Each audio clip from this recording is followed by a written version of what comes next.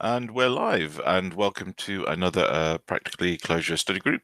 Thank you very much for joining. This week we're continuing with the building of a Clojure, an API using Clojure, and we're going to deploy our API to the internet.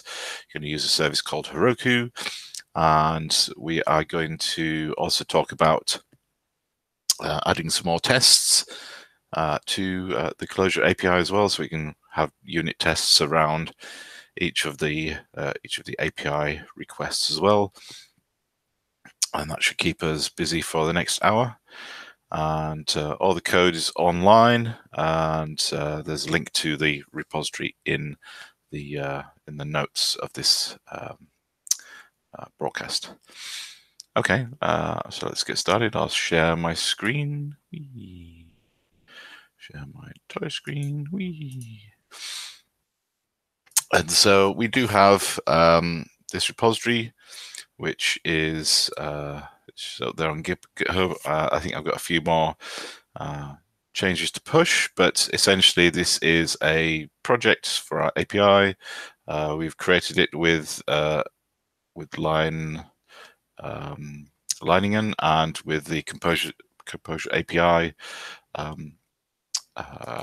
template from lein-ring as well. So we go back to right the way back to there. We just create this Composure API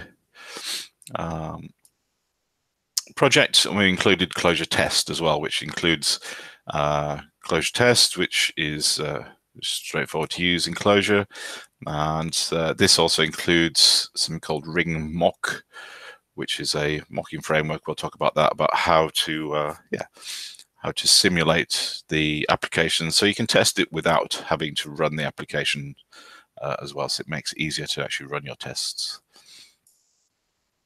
And so we're going to add some more tests to this, and we're also going to deploy this to Heroku as well. So let's look at Heroku. Just a brief disclaimer, I did used to work for Heroku, but that was quite a few years ago, and you can use this as a free service. You don't have to pay for it unless you're going to obviously do real production stuff. Then it'll be worthwhile paying for this. Then you'll need to kind of pay for this to get the resources to run something production-wise. But for just knocking up a quick demo of what you've built, it's a fairly simple, straightforward service to use, and you get so many free minutes every month to be able to use it as well. And so I've actually deployed the game scoreboard here, the game scoreboard API on Heroku, and it's given me this. It gives me this domain I can use. I can specify. So the Heroku.api domain is fixed, but you can specify the subdomain that you're actually doing in there. Obviously, this has to be unique, so nobody else can use game scoreboard API, but you can put your name in there, or you just put something completely random in there as well, as long as it's a legal URL. And I can now connect to this. So I don't need to have this running. I don't need to have this project running on my computer to be able to use it. And I can go in and I can go in and it still all works, hopefully. It was working. Let's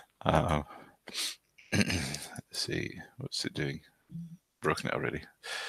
What? Why is this not working? Yesterday. There we go. Did I push anything? Not sure. Maybe it might need. Sometimes if you don't use it, because it's not a production system, then it can take a few seconds to warm up. So maybe that is the problem. So let's come back to that in a moment. It did work, honest.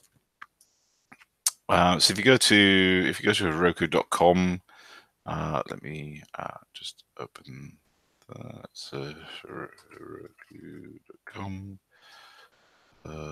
It's going to take me back to the dashboard, isn't it? I don't want to go to the dashboard. It's because I'm logged in.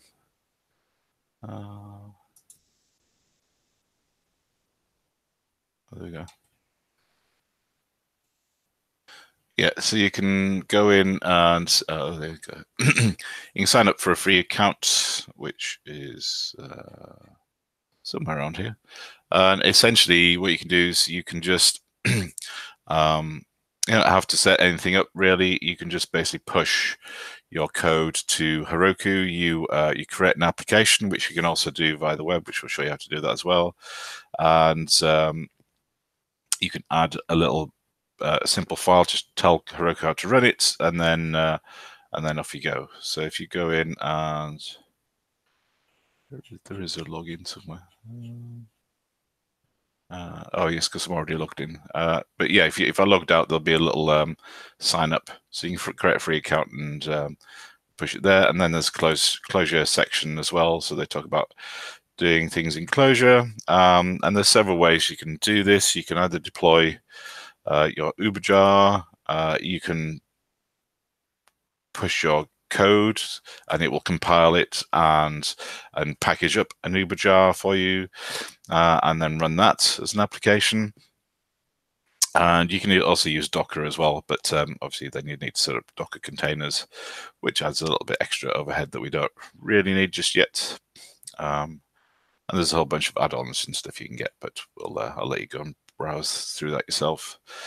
And yeah, so let's look at the dashboard. So if you're logged in, you can go in and create a new application.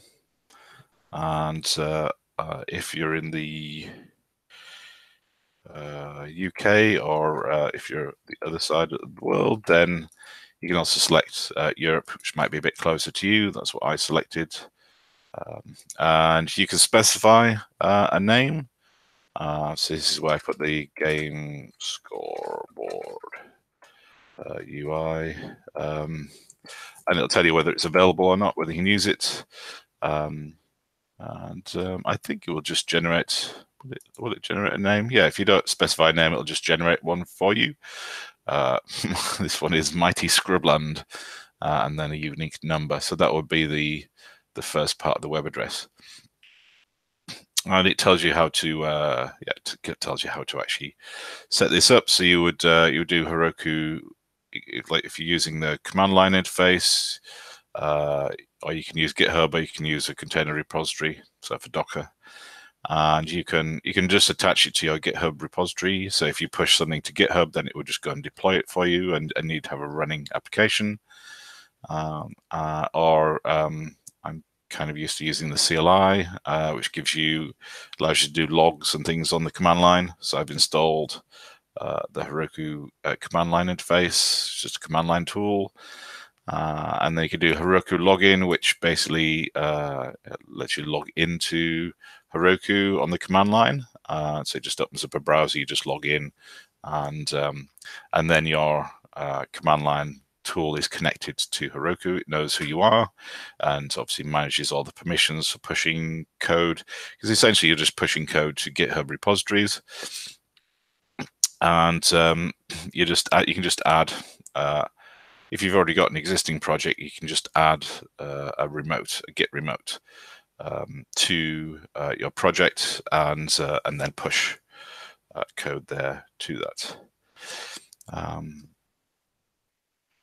Just like it says here on the bottom. And that's all you need to do. You just need to basically do and then you just do Heroku. You just do git push Heroku master, and you can deploy your application. It's that simple, and it should build it for you.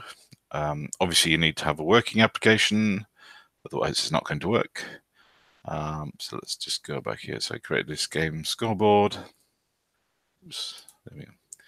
And the one thing you do need to set is this is how to run the application. And this is a bit more interesting, because normally I'd use a Java command line, and we just create an uberjar. But because we're using the Composure API template, then that works a little bit differently. So we'll go into that in a moment as well. So let's see. Yeah, so I have included, but I haven't pushed. I have included some details about how to do that, but I haven't pushed those yet. So I'll cover those in a moment. Let's see, where is the SpaceX? Okay, there. Go and look at the me this. So yeah, I've put in. So I'll push this code. So I put in how to run. Normally, this is how you do it. You'd have a Java command line, and you'd run the uberjar that you've created, which is defined in the project file. Do that project CLJ. So in the project file. Oops, oh no, that's wrong. There we go. There we go. Yeah, so in the project file, we've got this uberjar name. So this is our lein-ring project file, and it just defines what the name of the uberjar is, and we just include that in this this file called proc file, which we can then tell Heroku exactly how to run it, and we just specify the main namespace so it knows where our starting code is, and we pull in the port number from the Heroku environment, because it could be running it on any port. So we can't specify that specifically, but we just use an environment variable that we can set, that's already set for us by Heroku. Oops, spelling mistake.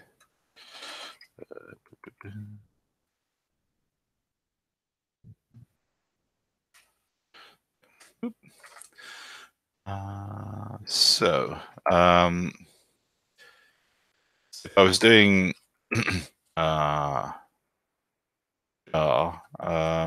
so we could deploy it as a WAR file, but we just want to deploy it. I'm just going to deploy this from code.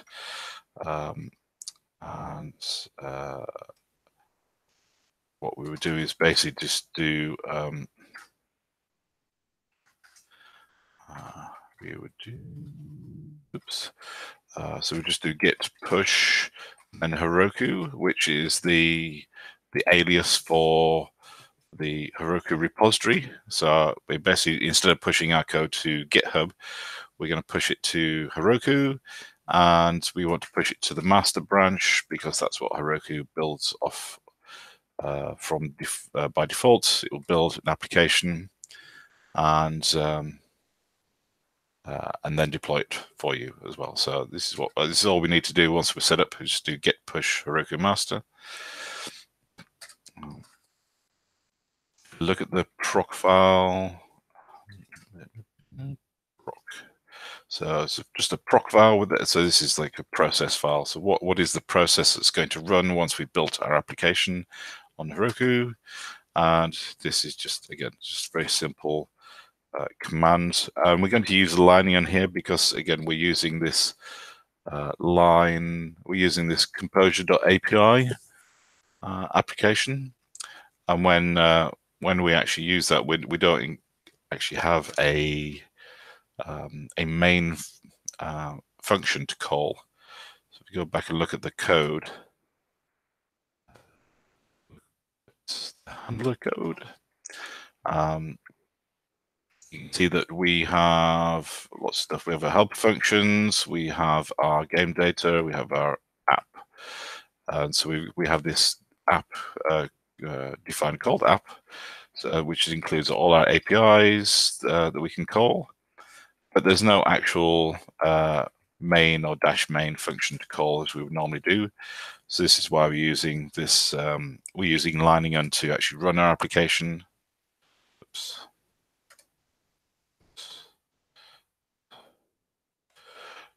And so this is how we would run it on the command line. So when we're running our application on the command line to test, then yeah, we're just using lein-ring server, or in this case, we're using lein-ring server headless. This is going to inject the main function so that so our application knows how to run, and this is done by this ring plugin here. So this ring plugin is using, we define what the namespace is and what the starting point is, where basically where our application is. And ring plugin will wrap a main function around this that will start the Jetty application server and then load in our game scoreboard handler app into the running application server, and everything just works that way. So it does keep things simple. You don't need to create a main function to call by default. The lein-ring plugin, which we've got here, this is going to take care of starting the application when we're using lein-ring as a command. And it also means that you don't have any extra code in if you are going to use the uberjar, if you're just going to deploy a jar file into a running application. So it's kind of like the kind of classic style of Java applications where you would have a single application server and you would deploy all your applications there as jars or web archives into that. What's more usual nowadays is that you have a project that includes your application server, and you deploy that that project, and it runs the application server for you, and then loads in that specific application. Just makes it easier to scale your application code as well, scale your applications, because you can scale different applications up at different levels. That's enough talking about that, I think. Hopefully that makes sense. No questions so far. So let's have a look at we got any changes? I think we've got some changes. Let's just actually push some change there so you can see what is actually happening. So let's do, we got some changes there. We got some README changes. So I've already pushed this code up to Heroku. I'm going to just commit this just a little bit here. So we've got a change that we can push. So whenever you got a change, you can always push that change up to Heroku. It's not going to change what the application does, but hopefully it will show you how Heroku works in the background and how fairly straightforward it is to use. So I'm going to commit that.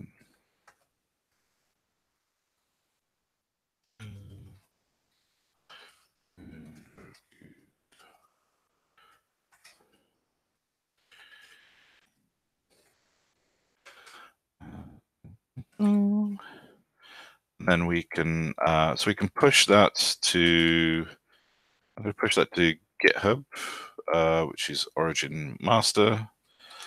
So that's just pushing it to GitHub, and I'm going to push it on Heroku, but I'm going to show you that in the command line just to make it very clear what is actually going on. So this is my application. This is where it is, and let's make it a little bit bigger. Boom, boom, boom. And if I do git status, see, I've got some changes here, and we could do git, so git push, but instead of, we could do it to origin, which we've just done, which would be our GitHub repository.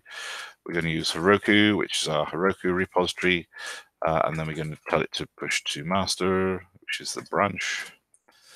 And so when we do this, it should build our application. So I've already logged in on this terminal, so it knows who I am, so it knows I'm allowed to push to this repository.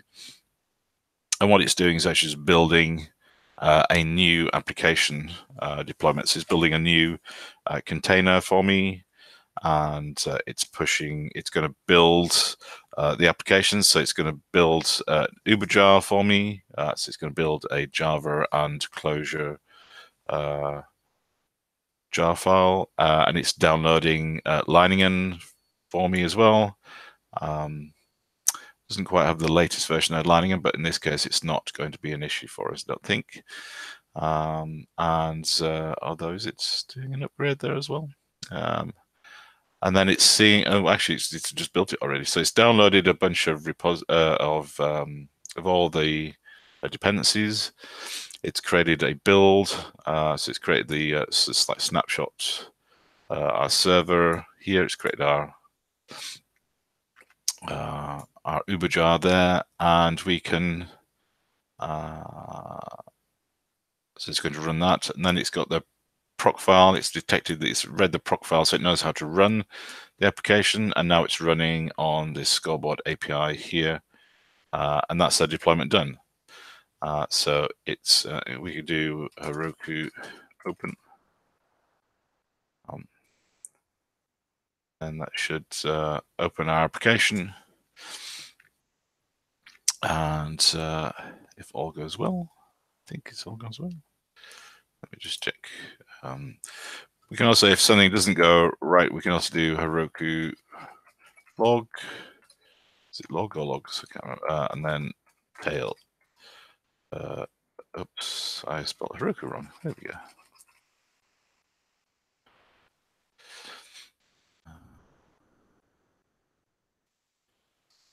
Yep, so it looks like it's running. Make it a bit smaller actually, so I can see.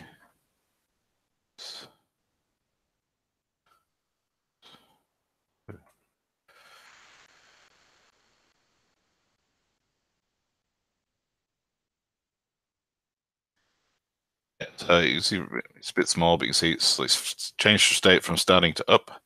So now it's running my application. Okay.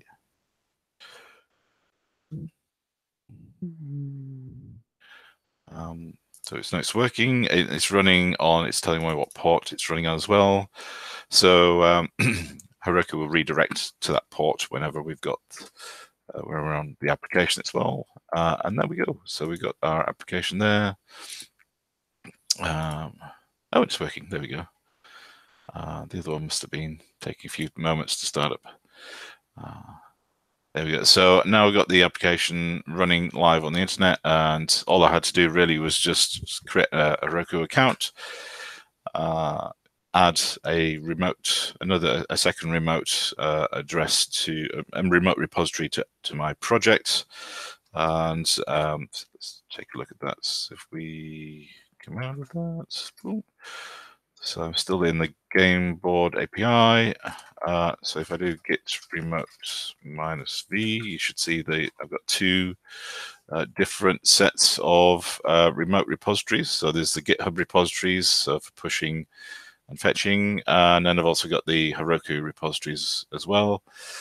So if I'm just developing some little changes, I'm not quite ready to deploy, I can push them to just push them to GitHub and share them with other developers. And then when I'm ready to make a deployment, then I can push that to Heroku, and it's going to create a new version of our application and start running that as well. So yeah, as we've shown, all you need to do is just once that's set up, then you just do Heroku git. You just do git push Heroku master, and then you can also go and look at the logs by doing Heroku logs and then -- tail if you want to see the logs as they're moving along. And then if there's any issues while you're doing it as well, you can see what it's actually doing as you're clicking through and getting the results from this as well. There's still some work to do on this API to make it better. I'm still kind of figuring out the design of this API, but it all kind of works to a point.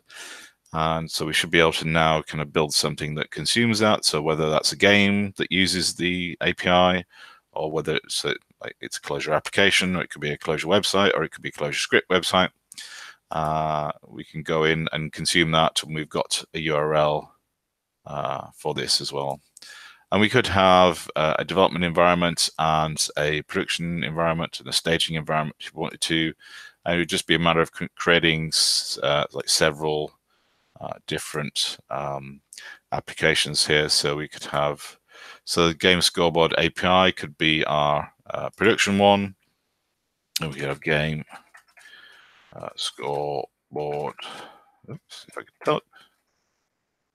OARD API dev, and yeah, we could create several different Heroku applications, and so if we wanted to just push them out to dev or test, then we can just push it to this specific application, and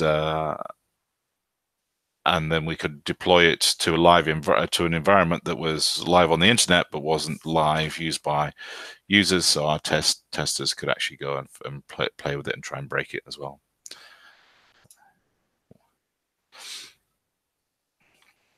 And we can go in, and the dashboard itself, you can go in and see what's going on. This is a free app, so it's not going to cost me any money at the moment, which is nice. It does tell you if you add something, or if you're trying to add something that does cost money, then it will obviously tell you about that as well. And we're not scaling up. We could go off and like scale stuff up, like to if you're running something as a hobby or as a professional kind of business, then it's going to tell you how much that would cost to do that. But we haven't really had to do anything to our code except to just add that one particular proc file to our code as well. We haven't actually had to change any particular code or design.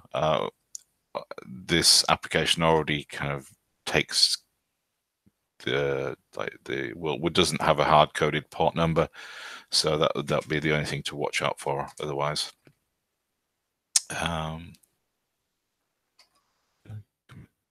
Yes, I've already committed the proc file to the GitHub repository. And let's leave that there. What else have we done? What changes have we done? Oh, yes, I've been playing around with the schemas.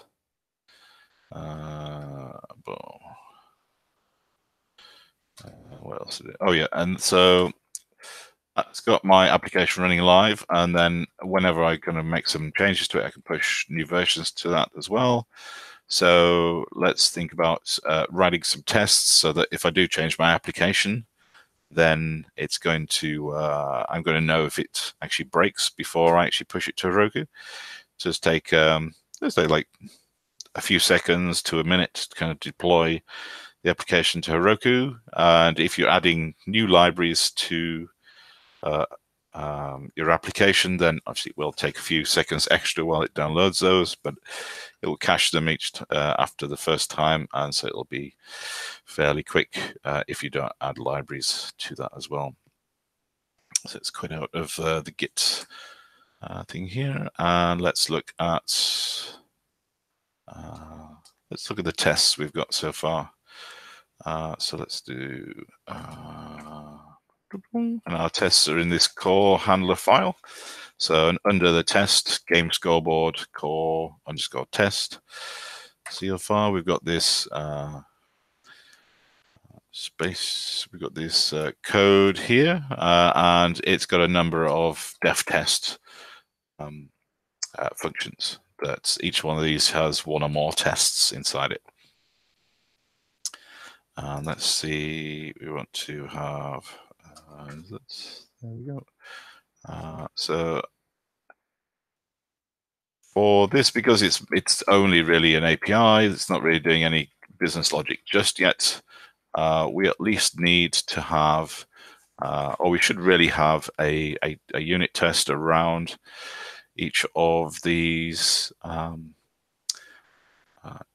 public APIs, especially if it's doing some calculation. You could argue that if all it's doing is returning an atom, so just returning a data structure, which is our scoreboard, then we're kind of covering that already to some extent with the schema that we have. So if you remember at the top, we have these schemas.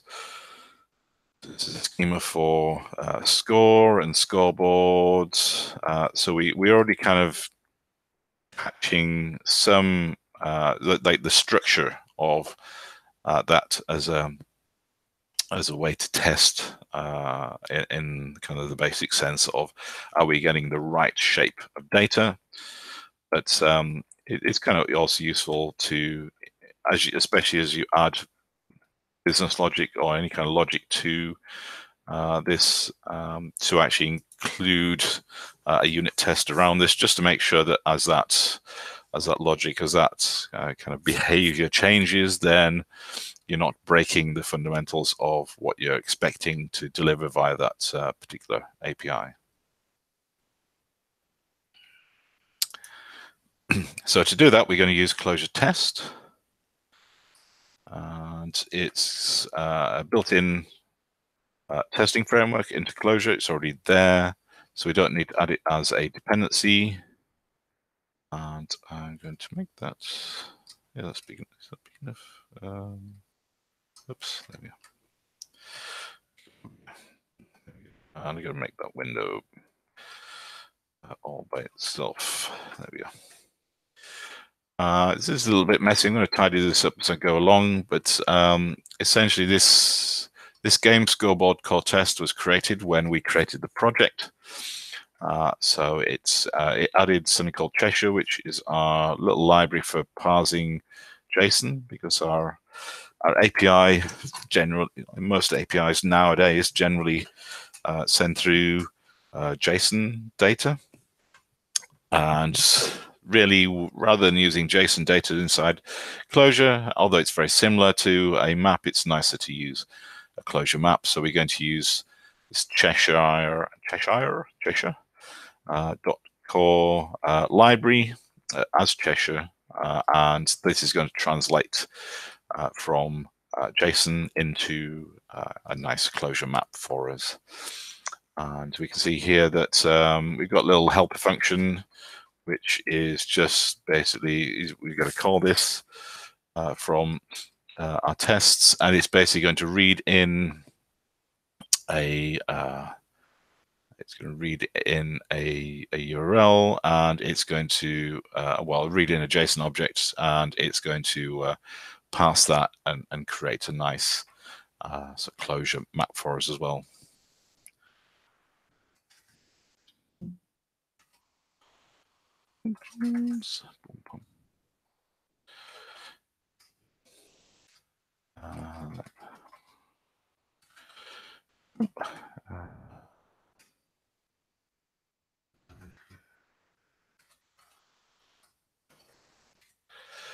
So there may be, I mean, we might do some tests around other things as well, but this is mainly going to be focused around testing out the API. And so we've got this def test, which is some macro. Is it a macro? Sorry, a function. That's a good question. Let's have a look at that. Let's have a look at the side of doc for this. So yeah, it's a def test. It defines a test function. Doesn't have any arguments. So it's just really kind of a nice wrapper to kind of group tests together. And you can compose tests together that are similar or testing this same kind of thing. And yeah, it will help organize your tests, especially in terms of the results that your test runner will actually return. Okay. And so within inside a def test, we have a we can optionally put in testing here, so we can have one or more testing sections, and we can have some setup here as well. So this is some setup code, and this is basically just getting a response, in this case a mock response. I'll come back to that in a second. And then it's assigning the body. This is going to be a Clojure map, this body, and it's going to get that from taking the response that we've just got above, extracting the value that the body keyword is the body key is pointing to. That's passed by our Cheshire library, our string library, and it's returned. It's assigned to body, so we can use body in there to get the value. So this is a test that was from the original lein-ring and project template. So we don't actually need this because I think I've removed that. Did I remove that? I think I removed the actual game, this plus from that. So I've actually removed that from the source code. So I'm going to undefine test just to make sure it's not defined, just so it's not included in the if we do any test runs, and then I'm just going to comment this out with the reader macro. Oh, there we go. So it's not going to be called. It's not going to be failing a test that we don't really need, and then we can delete that later on as well. So let's look at some tests that we do have, and so we can define def test, and we've got testing because we're going to include several assertions. In the previous one, we were asserting in this simple plus, it was just adding two numbers together. So we were asserting that we got a correct response, that we actually return something which is status 200. So whenever you do a web request, if it's successful, you should get a status of 200. So we're just checking for that. And this is also checking the response body, which in game plus was adding 1 and 2 together. So the body should have returned 3 as the results, which it did. And that was defined, defined in the API for that one. So let's have a look at, oops. Let's have a look. Messing around this morning. There we go. So I started writing some tests for the APIs, and we've got the scoreboard test. So def test usually give the function that you're going to test. You basically use that same function name, and then put -test at the end of it as well. And that's just a nice convention to kind of make it nice and simple and nice and clear about what you're actually testing. We've got this let binding here, which is going to create these two local names. So we're going to have a response, which is going to be it's going to simulate the response we will get if we called the running application. And then we're going to take a piece of that response and just look at the body, because that's the main thing that we want to look at in terms of what the actual API is actually doing. So the response is interesting because we are calling our app. If we oops, I didn't want that. If we look at our source code again, let's do that. If we look at our source code, then we have this. Our API application is basically in this def app. So this app includes the Swagger configuration that we've seen before, and the context of game, which is where all our APIs lie underneath. So everything is game something. It's game scoreboard, game new score, game player, and so on. But this is all part of our app definition. So we're going to pass this mock request of get to our app, and it's here we're specifying this is the HTTP type, which here is here you can see it's get as well, and this is the URL it's going to call, which you can see if we go down to the bottom. Oops, it's been changing that now, so it should be random score. So we're checking the random score. So this should be random score test, really, shouldn't it? Yes, there we go. Score test. Live coding there, and we're basically testing get requests to random score.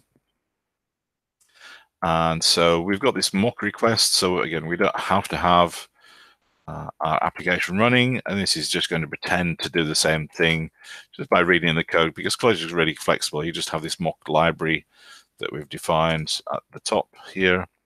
We've got this ring mock requests as mock, and this just allows us to call the application without it running, and we can pass in, so we're telling it we're going to have a get type request, and this is the URL that we're going to. And that's exactly the same as this in the code here. So you can do get and post and so other stuff there as well. And this one, at the moment, it's just doing something very simple. It's just gotten a simple assertion. It's just checking to see whether we've actually got a correct response. And my neighbor is doing some cutting the grass. I hope that's not just too disturbing in the background noise. Yeah, so we've got this assertion. So we're saying, is something true or false? That something is this equal sign. So we're checking whether it's equal. That's the value that we get from response that's assigned to the status keyword. Is that going to be the same as 200? And we can go in and yeah, so we should be able to execute that and see if it's true. Let's see. Okay, so let's run my tests. Starting the test. And I'm just going to run alt tests and see if that's working. Oh, there we go. So down at the bottom it says, oh, it did say, all tests passed. Let's see if we can get a, where's the report? Oh, there we go, B, there we go. So there is, we've run tests in one namespace, we run 2 assertions and 2 test functions, 2 passed. There we go. Oh, I think I've still got one of those in the REPL history because I've been playing around. And so to figure out what to actually do, how to actually write a test for this, I've actually pulled out some of the code. I actually pulled out some of this let binding from the def test, and I've put it into my REPL experiments just to see what we can test and what's kind of meaningful to test, play around with using the REPL to help us understand how to define a good test. And this also means it's a bit easier for me to debug. So I'm going to start a little debugger on the let binding specifically. And then we can just see exactly what, that's not what I wanted to do that for. It's gone a bit too far down the rabbit hole there. There we go. Let me just quit out of that. So let's, oh, I think it was debugging the, I'm not sure what it was debugging there. So let's do it there. There we go, that's better. A bit bigger so we can see it. So it's got this line here that is showing so it's adding this line here like of commands I can use, and I can basically use next to step through line by line to see what the results are. So it's showing me that this piece of code is evaluating and it's showing me the result underneath. So I'm getting this result of server port localhost. So this is actually the kind of the request that's coming in. And if we do n, oops, what do we do there? Ooh. What's it doing? Oh. There we go. So if we do n, so we're passing, so essentially we're passing this request into the app, and we're getting a result now of, so we can see here we've got another map, another closure map, and it's returned the status of 200. It's got some header information, blah, blah, blah. And the body is an object, it's like a Java, it's an input stream, so it's basically a JSON object. So we can't really do anything with that interesting yet, but it does give us some basic information about the status and so on. So we can get the status from the response. At the very least, if we wanted to make sure that we were testing for certain browsers and so on, we could do that from the headers. And there's usually lots of header information you can get from browsers as well if you need to check that. You might need to do different things for different browsers, and you might want to check that as well.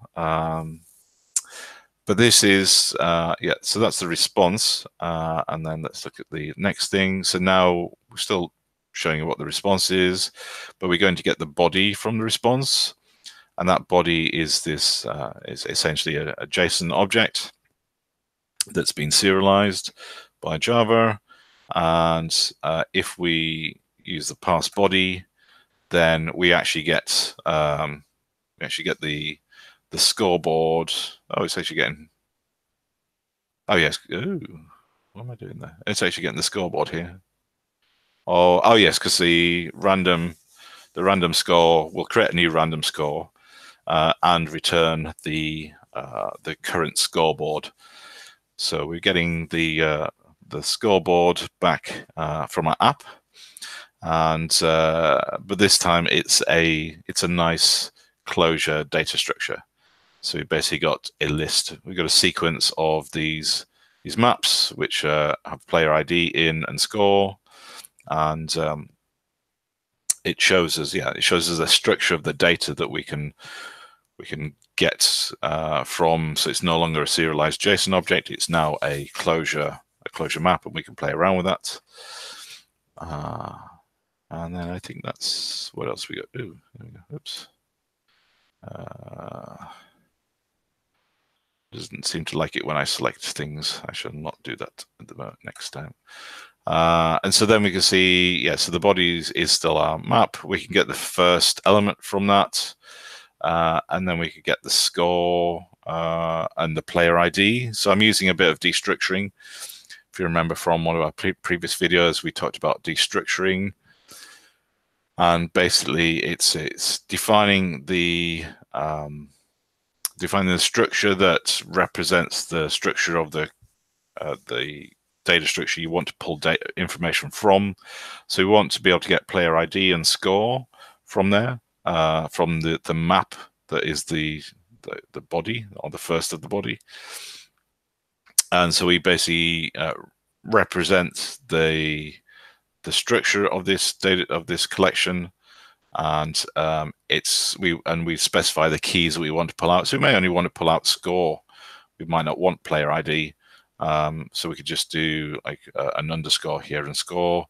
But here we're getting both the keys from this map, and then we're creating. It's automatically going to create a local name for those. So then we can use those in our assertion. So let's have a look at that. So we've got here, so when we're doing our assertions, when we're checking if something is true or false, so these will tell us whether our test, so if it's true, our test is passing. If it's false, our test is failing. And so we've got equals, is the status response equal to 200? And so it's showing us the response value here. And so if we do status response, that's also 200. So when we look at the equals, that is equal to true. So that test is going to pass. And then I've got another test here. Let's skip over that guy because the UUIDs, I found that quite interesting because the way that Clojure seems to represent a UUID, if you're using the UUID question mark function, doesn't return true if the UUID tag literal is missing from there. So if you've got something that looks like a universal, a unique universal ID, but it doesn't have the tag literal of hash UUID in front of it, then this UUID is not. It's basically saying it's not a valid ID. So it's failing. So I would need to kind of do something with that, or have a look at the Cheshire library to see if there's a way to kind of convert it into a Clojure UUID, or maybe even we just write our own little function that tests that correctly. So this is one of the reasons why I pulled it out, because I wanted to experiment with why it was why that particular thing was returning false, even though it looked like a UUID, it looked like a universal ID. It was still failing because it didn't have this UUID on the front. And so, boom, boom, boom. Well, that's saying true now. Oh, interesting. And then the next one is the score. It's just checking whether the score is an integer. and that's saying true as well. Where are we? Is that working then? Don't know.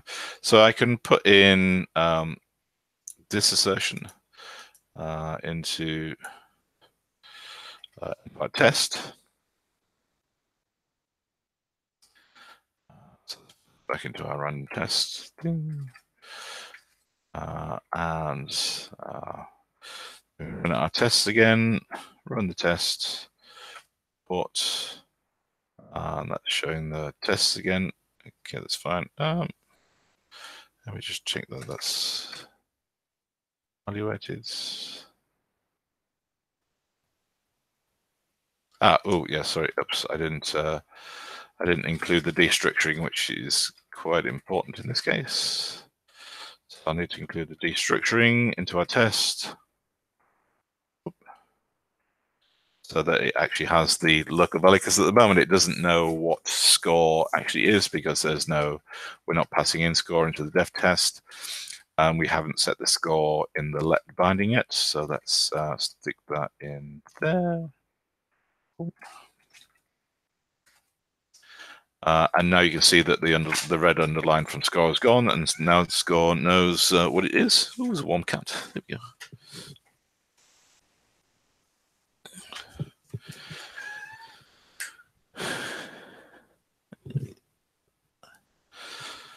So now, if this is evaluated, boom, boom, boom.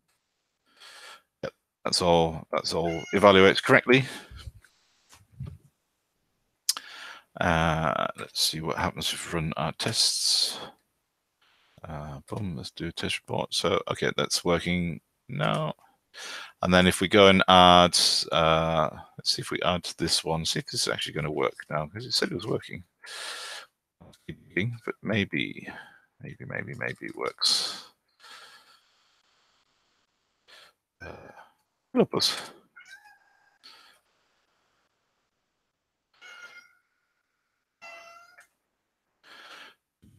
Let's test again. All tests. So we're getting one failure. So yeah, so this is failing here, and so you can see in the results here. There you go. So we've run 4 assertions, so it still must have like an old one in there somewhere, and it's one non-passing test, and it's telling me which test it's in, and it's describing it. So this is the description from the testing section as well. So that does help document the output of running these tests.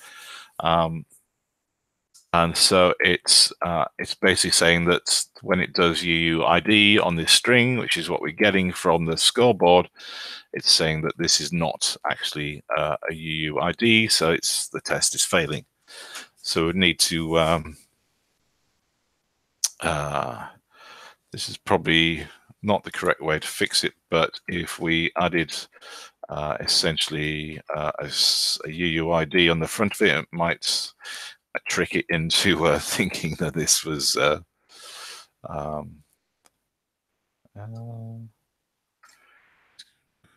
this is even going to work actually, because it's the string literal is just that. No. How to do it? I have to fix that another time, and I'm just going to comment that out for now.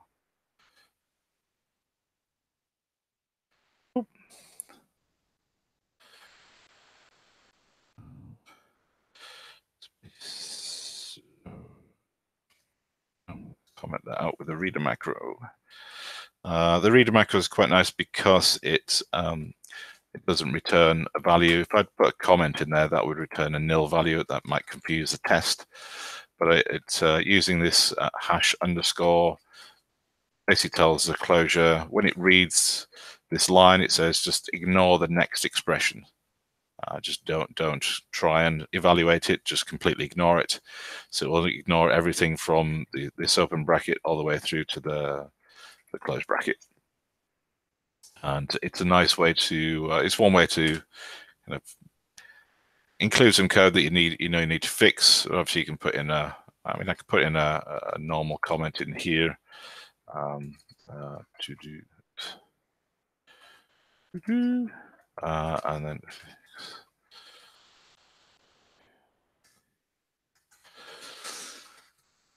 then I can just go and search the to-dos in there in my code base.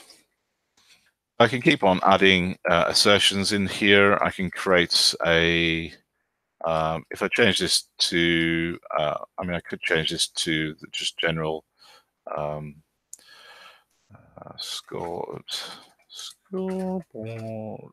game scoreboard. Oops. Guy. And then just have lots of different testing sections in here, one for each API. If there's not that many APIs, that kind of seems to make sense for me. I just do a testing, and then we would do so test requests to okay. And so on and so on. And then we do some assertions for here, and so on and so on. And there might be some sense in actually taking this, where we've got this response here. It might be more useful to do a helper function around this. So extract this out into a helper function that takes 2 arguments. It would take the protocol we're going to use and the URL. And so we would do something like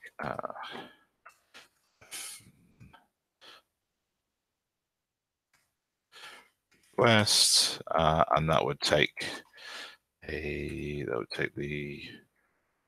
call.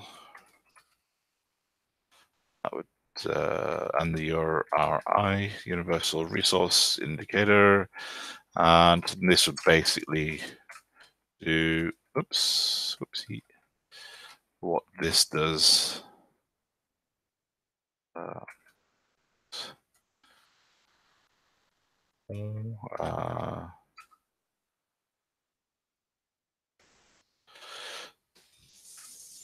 Should have brought the name there, but the naming is always tricky. I might need to trick that, but basically getting the result of the mock request, and it just might save a little bit of like typing this code in a little bit, and then instead of the get here, we would put in the protocol. I don't know why I put capital P there.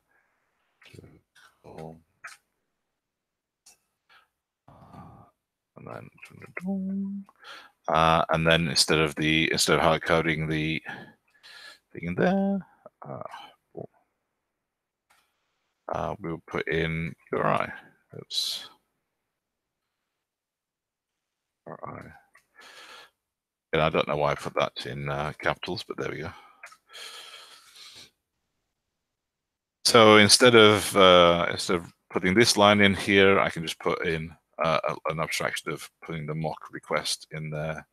So if I was going to create a new let binding in here, because we're kind of going to do this on all of the, we're going to set, there's going to be like some general setup of the application for each test, but it's going to be specific to the protocol and the URI, but everything else is going to be the same. And we might want to put in some other stuff around that as well. So again, it just helps reduce the amount of repeating code. So if we did a let, and then we'd want the response to be equal to calling the, did I evaluate that? Let's just evaluate that. Boom.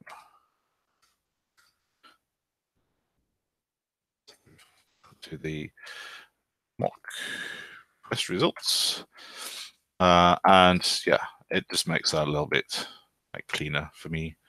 And then we can do the body and parts, body of the body response.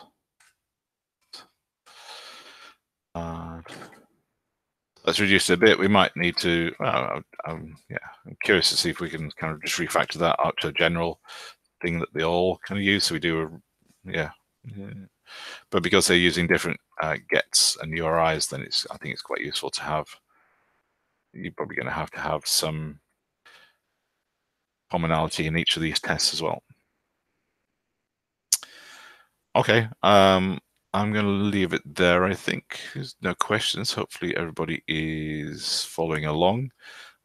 If you wanted to do some homework, you can write some tests for all the other ones. That's what I'll work on this afternoon. I'll write tests for all of the different. I'm going to put.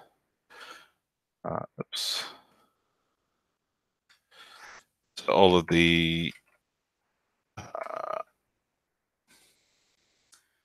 gets and posts, all of the API URIs that we can call. I'll write some tests for those so you can see examples. I guess the trick is to think about what do you actually want to test, what's meaningful to test from all of these without kind of testing anything that's too low level. You want to test the intent of these API calls rather than just the like the kind of the raw basics. So that's kind of the interesting thing to think about what are meaningful tests, aren't too low level, but still kind of adding value. And the more tests you write, obviously you need to maintain them, but they can also benefit greatly from helping you understand the design of your API and also make sure that no regressions creep in as you continue to develop your API as well. And the one thing that I am thinking of changing is also the name of this file, which is core test. So again, this name came from the template. For me, I would probably have called this game scoreboard game scoreboard handler -test because we look at the namespace that we're actually testing. Then this is game scoreboard handler. And we actually want to, by convention, you would use the same name in your test as the namespace you were testing. So this, I would change this to handler.test. Obviously, I probably need to restart or refresh my all the tests in this space just to kind of get that to pick that up. And another thing I'd probably change just to, again, especially if we're going to do quite a few API tests, is rather than pulling in this game scoreboard handler, which is our namespace that we're testing, at the moment, we're just pulling all of it in. So every single function, every single definition, we're just pulling it in. And rather than doing refer all, we're still going to, it would be nice to just reference the specific ones and give it some context. So we know when things are from the game scoreboard and when things are part of our test. It just helps to differentiate that. So rather than refer all, we can use, as we've done with the Cheshire one, we can just give it an alias using the as keyword. And it's quite a common convention is this software under test. So you can basically, we can just so then we would need to go in and change things like the app would now be the software under test. And it makes it nice and clear which parts of the code are actually from the namespace that we're testing. It just puts a nice bit of context in there as well. And I think it's quite a nice little addition, just to gives a bit of clarity in what's going on. And any kind of little things you can do to make your code readable is very valuable, especially if you come back to this code a little while later and you wonder what's going on, it just adds a little bit of extra documentation without putting extra complexity onto the actual code base itself. Alrighty, thank you very much for joining. If you want to if you want to write your own tests, feel free to share them. Let me know. I'd be grateful to see what kind of things you're interested to see, what kind of things you like to you think should be tested, and ideally you would do the tests as you were defining, or possibly even before you're defining your APIs as well. If you can take a nice test-driven approach, it does help you think about the design of your application and the design of the data structure you're actually going to use, because you're going to be like thinking about how to test it. So you're going to be thinking about the design and the results it gets as well. You're also going to put you in mind about what the users are going to do with it and what you want to make sure works for the users as well.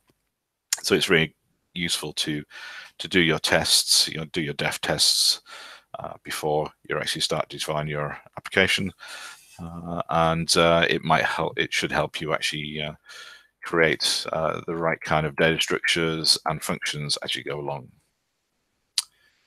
Okay, well, thank you very much, and hopefully next week will be my 21st.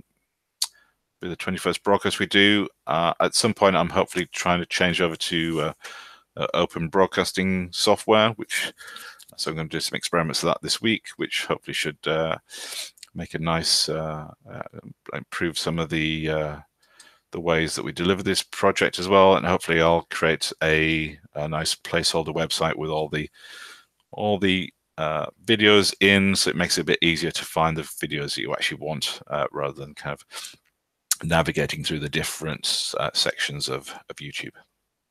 Okay, thanks again, and hope to see you next time. Thank you. Bye-bye.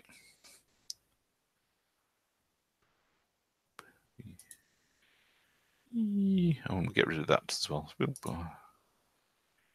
Stop